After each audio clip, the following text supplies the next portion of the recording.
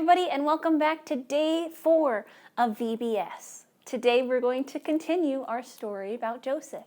Yesterday, we learned that Joseph was sold to a man named Potiphar, framed by Potiphar's wife, thrown into prison, and forgotten about. Yikes. But through it all, God was with him, and God blessed him. Now, do you want to guess how long the cupbearer forgot about Joseph? A few days? A few weeks? A couple months?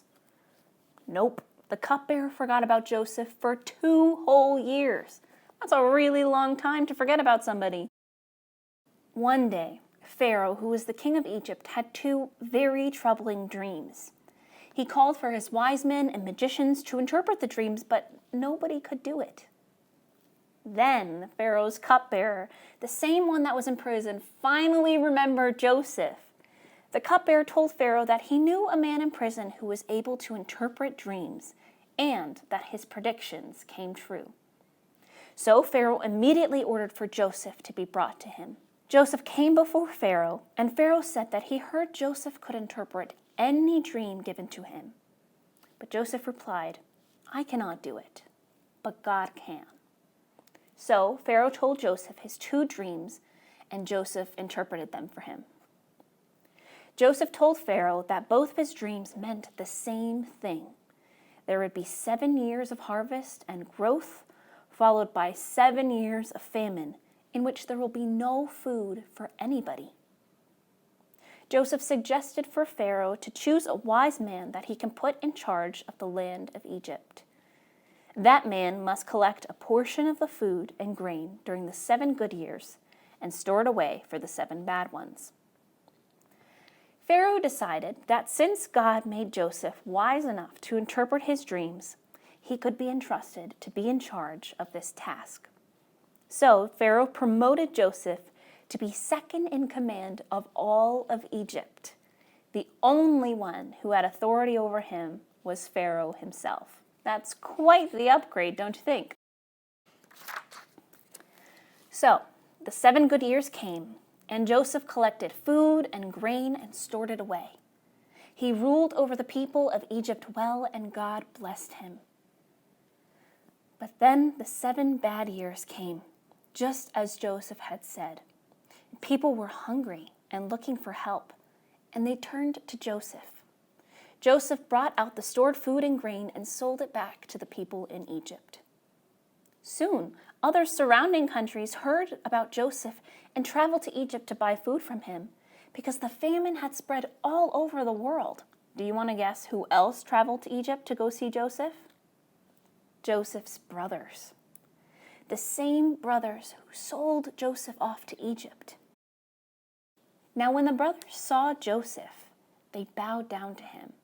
And although Joseph recognized them, they did not recognize him. Joseph suddenly remembered all the dreams that he had and how they treated him. And Joseph pretended that he didn't know who they were. "You're spies, here to steal our food," Joseph said to them. The brothers said, "No, we're just here to buy some food for our families back home.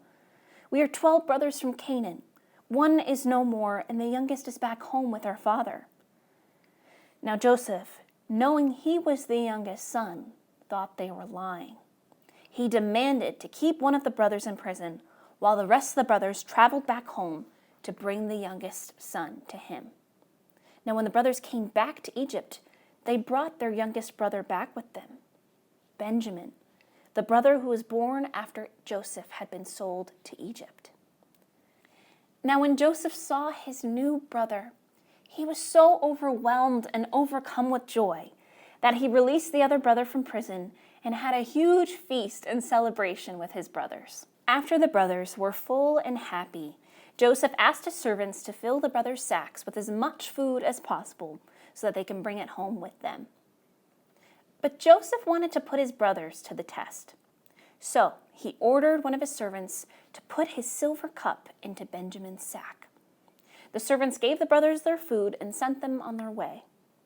But before they had gone too far, Joseph caught up with them and accused them of stealing from him. The brothers denied that they would ever do such a thing. and that if one of them did, they should be taken away. Very well, Joseph said. Whoever stole from me will become my slave, and the rest of you can leave as free men.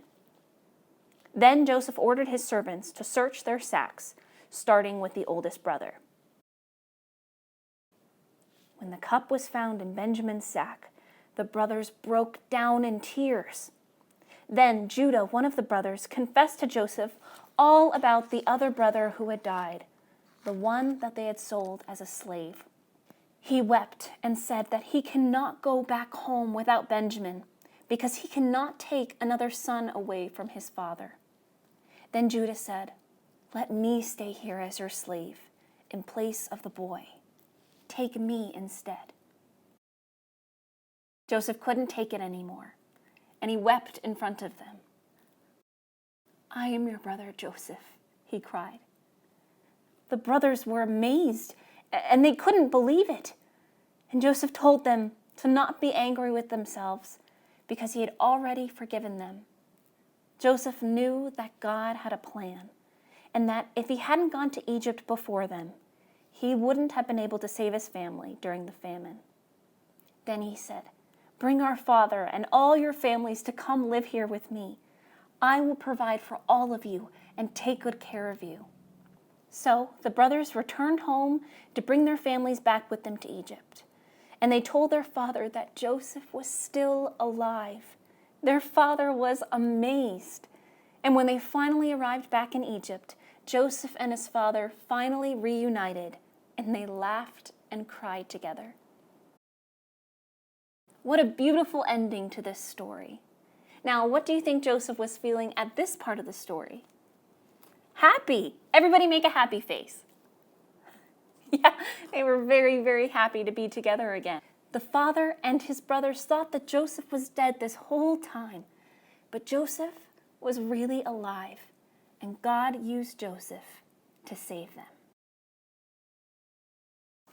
The end.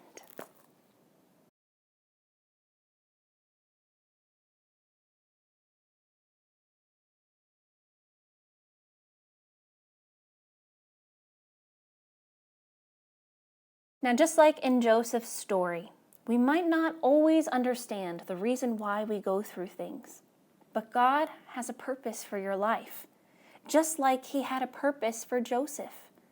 If Joseph wasn't sold into slavery, his family, along with Egypt and other countries, would have starved. God took a very bad situation and he turned it into something good. Now, Joseph went through a lot of different emotions. He was angry, disgusted, sad, scared, and happy. And feeling those things are normal. But Joseph made sure to give it all to God. When Joseph was sold as a slave to Potiphar and afraid and forgotten about in prison, he still believed that God was with him. And God used Joseph because of his faithfulness, despite what he was feeling and despite what he was going through. So, no matter what you go through in your life, no matter how you feel, remember that God is with you and that he understands you. God always wants what's best for you, no matter what. And he has a plan for your life. Always remember to trust God through the good times and through the bad.